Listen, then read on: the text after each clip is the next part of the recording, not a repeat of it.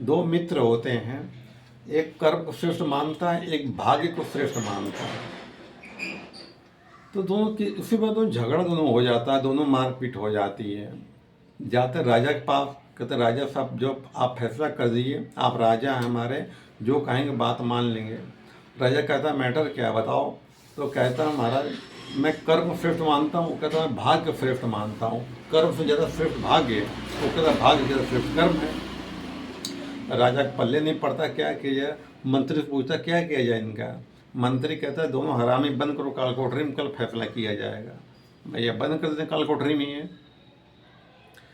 तो जब बहुत बड़ी काल कोठरी होती है, हल्की रोशनी आ रही होती है, जो कर्म कर्म को मानता था उसके भूख लगी, कोई खाने की व्यवस्था करने ढूंढने लगा जा करके।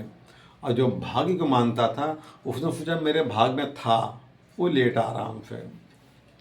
अकर्म वाला बेचारा गया तो जब खाना पानी मिल गया, खाना खाया पानी पिया, फिर सोचा क्यों ना मित्र मेरा उसको भी दे दें भैया। उसको ले आया उसके पास, कहने ले उठो खाना खाओ, देखो मैंने कर्म किया है, मैंने खाना खाया पानी पिया, तुम्हारे ले आया हूँ, इसलिए मानो कि कर्म श्रेष्ठ है।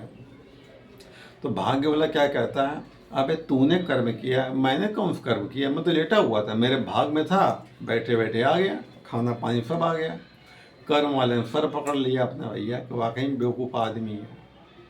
सवेरा जब हुआ दरबार में हाजिर हुए, तो कर्म वाला बनता मारा मेरी बात सुनी पहले। मैं जो काल कोठरी बंद हो गई, मुझे भूख प्यास लगी थी, मैंने ढूंढा और खाया, इसके लिए ले आया मैं, इसलिए कर्म श्रेष्ठ हुआ।